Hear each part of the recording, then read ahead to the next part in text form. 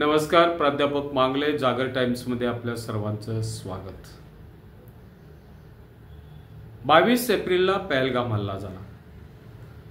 आज 5 मे, 13 दिवस होत आहेत आणि या 13 दिवसामध्ये अख्खा भारत एकाच दिशेनं म्हणजे लक्ष लावून आहे। भारत कधी आणि काय कारवाई करतो।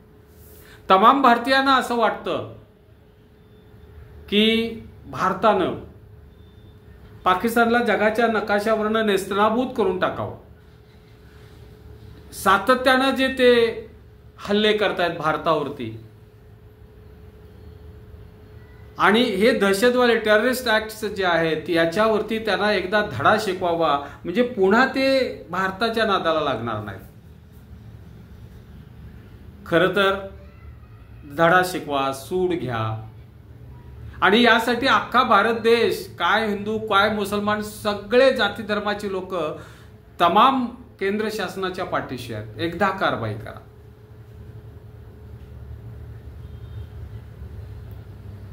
भारतानं पहिल्या टप्प्यात जी कारवाई केली त्यानं सुद्धा मोठी मजल मारली। काय झाले बघा, एक तर त्यांनी सगळ्या पाकिस्तान्यांना नागरिक जे होते त्यांचे व्हिसा रद्द करून त्यांना पाकिस्तानात पाठवलं। संपूर्ण सगळी व्यापार बंदी करून टाकली। पाकिस्तान बरोबर कोणत्याही प्रकारचा व्यापार करायचा नाही। आणि महत्वाचा म्हणजे सिंधू जल करार जो आहे 1960 ला झाला, तो हेल्ड इन अबेन्स म्हणजे तो स्थगित ठेवला। आता या व्यापारी करार रद्द करणं आणि सिंधू जल करार रद्द करणं, आताच तुम्हाला चिनाब आणि चिनाबचं पाणी एकदम बऱ्यापैकी अडवलेलं आहे। त्यामुळे पाकिस्तानातून ओरड ही उद्यापासून व्हायला सुरुवात होईल। चिनाब नदीचे पाणी आता अडवलंय, सिंधू झेलम नदीचं पाणीही अडवण्याचे स्थितीत आहेत। मित्रो, जर सिंधू आणि झेलम नदीचं पाणी जर अडवलं गेलं, अर्थात हे नजीकच्या काळात लगेच अशक्य आहे, पण जर अडवलं गेलं तर निश्चितपणे 80% पाकिस्तानची अर्थव्यवस्था धुळीस मिळते। मुळात आर्थिक अडचणीत आलेला पाकिस्तान याची हालत ही सांगण्यापेक्षाही वाईट होईल अशी परिस्थिती आहे।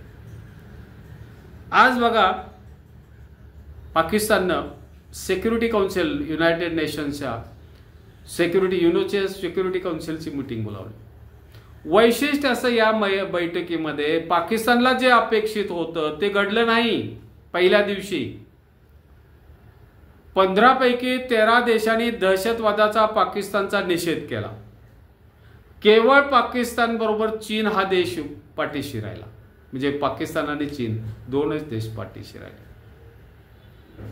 एक लक्षात घ्या, मी ह्याच्या पूर्वीच्या पोस्टमध्ये मी आपल्याला सांगितलंय की जर युद्ध झालं तर जागतिक जे मोठ्या मोठ्या अर्थव्यवस्था आहेत, म्हणजे रशिया असेल, स्वीडन असेल, फ्रान्स असेल, अमेरिका असेल, हे देश कोणाच्या पाठीशी राहतील? तुम्हा सगळ्यांनाच आणि आपल्या सगळ्यांना माहित आहे, स्वीडन असेल, फ्रान्स असेल, अमेरिका असेल, यांच्याकडून आणि रशिया यांच्याकडून भारत शस्त्रास्त्र खरेदी करतो। त्यांच्याशी व्यापारी संबंध अतिशय चांगले आहेत आणि भारत ही जगातली एक मोठी अर्थव्यवस्था आहे। $5 ट्रिलियन कडे चालले, म्हणजे 3ऱ्या-4थ्या क्रमांकाची अर्थव्यवस्था आहे। मग असा असताना कोणत्याही देशाला भारताशी मैत्री करावी असंच वाटेल, हे लक्षात घ्या मित्रो। आज एक अतिशय चांगली घटना घडली, ती म्हणजे रशियाच्या परराष्ट्र मंत्र्यांनी भारताला सांगितलं की भारताच्या पाठीशी 100% रशिया उभा आहे। पंतप्रधान नरेंद्र मोदींनी व्लादिमीर पुतिनना भारत म्हणजे दौऱ्यावर बोलवलेलं आहे, त्यांनी ते मान्य केलेलं आहे। एक लक्षात घ्या, रशिया जर पाठीशी उभा असेल तर एक नैतिक बळ, आपण ज्याला म्हणू, ते नैतिक बळ भारताच्या पाठीशी आहे। म्हणजे यदा कदाचित आता कथा सिंधू जल करार रद्द केल्यामुळं पाकिस्ताननं काय धमकी दिली होती, अर्थात ती पोकळ धमकी आहे, तरीही आपण असं गृहीत धरू की हे आम्ही अण्वस्त्र कराराचा वापर करू, अण्वस्त्रांचा वापर करू. आमची 130 अण्वस्त्र जी आहेत ती काय बघायला ठेवली, ती भारतासाठीच ठेवलीत असं तो ख्वाजा युनूस असं म्हणत. हे सगळं बोलाची कडी आणि बोलाचा भात असेल. पण तरी सुद्धा आपण असं जर गृहीत धरलं तर रशिया सारखी महासत्ता भारताच्या पाठीशी असणं आणि अमेरिकेनं ही सांगणं की आम्ही तुमच्या पाठीशी आहोत, फक्त सैन्य कारवाई आणि शस्त्रास्त्राच्या बाबतीतला अजून त्यांनी निर्णय स्पष्टपणे जाहीर केलेला नाही. पण रशिया ऑल वेदर फ्रेंड आहे भारताचा. 1971च्या भारत पाकिस्तान युद्धामध्ये सुद्धा त्यांनी एवढी मोठी हे केलेली होती. पंतप्रधान इंदिरा गांधींनी अमेरिकेचे दरख्वास्त केली, विनंती केली की या ह्याच्यामधून की बांगलादेशातून 10 लाखावर हे आलेले आहेत आणि तुम्ही बांगलादेशवरती अनन्वित अत्याचार पश्चिम पाकिस्तान करते, म्हणजे पूर्व पाकिस्तानवरती करते आणि याच्यावरती तुम्ही कारवाई करणं अपेक्षित आहे किंवा भारत कारवाई केला तर तुम्ही आमच्या पाठीशी राहा. पण त्यावेळेला अमेरिका म्हणजे निक्सन होते आणि हेनरी किसिंजर परराष्ट्र सचिव होते, त्यांनी हे ऐकलं नाही आणि त्यांना असं वाटत होतं आपल्या प्रभावानं भारत गप्प बसणार. त्यावेळेला ते पाकिस्तान आणि चीनच्या पाठीशी अगदी मोठ्या प्रमाणात होते, काही झालं तरी पाकिस्तानच्या बाजूनं. आणि घडलं असं की इंदिरा गांधींनी पाकिस्तानच्या परस्पर रशियाला विनंती केली आणि रशियाला सांगितली परिस्थिती काय आहे. रशियाने म्हणजे विमान वाहू नौका पाठवून देऊन सांगितलं आम्ही तुमच्या पाठीशी सर्वार्थानं खंबीरपणे उभे आहे. मित्रहो, 3 डिसेंबरला युद्ध सुरू झालं. 13 दिवसामध्ये 93,000 सैनिकांना पाकिस्तानच्या शस्त्रास्त्र खाली ठेवून नाक घासायची वेळ आली. बांगलादेशची पूर्व पाकिस्तानचा निर्मिती बांगलादेशमध्ये कन्व्हर्शन झालं. फार मोठा यश या 71च्या युद्धात दिलं आणि त्यावेळेला पाठीशी होता तो म्हणजे रशिया. आणि आज सुद्धा त्यानं आपल्या पाठीशी राहायचं कबूल केलं. आपला मूळ प्रश्न असा आहे, युद्ध जर व्हावं का सर्जिकल स्ट्राईक.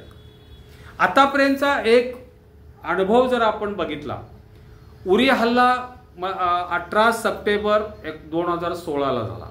उरीचा हल्ला त्यावेळेला 28 आणि 29 सप्टेंबर 2016 रोजी भारतानं पाक व्याप्त काश्मीरवरती दहशतवादी तळ उद्ध्वस्त करण्यासाठी मोठा हल्ला केला. 38 दहशतवादी टिपले, 7 तळ संपले. स्ट्राईक केली, दहशतवादावरती हल्ला केला. पुलवामा हल्ला 14 फेब्रुवारी 2019ला झाला. पुलवामा हल्ला 14 फेब्रुवारी 2019ला झाला. भारतानं सर्जिकल स्ट्राईक केलं बालाकोटवरती. जैश ए मोहम्मदचा हवाई तळ उद्ध्वस्त करून टाकला. 300 जण संपले, 300 जणांना टिपलं, 300 दहशतवादी संपले. अशा पद्धतीचं. पण आता भारत काय करेल? युद्ध करेल का सर्जिकल स्ट्राईक, एअर स्ट्राईक करून त्याच्यावर थांबेल? तमाम भारतीयांतली बहुतांश लोकांची अशी इच्छा आहे की भारतानं युद्धच करावं. तरीही युद्ध करणं योग्य का पाकिस्तानवरती सर्जिकल स्ट्राईक करणं योग्य?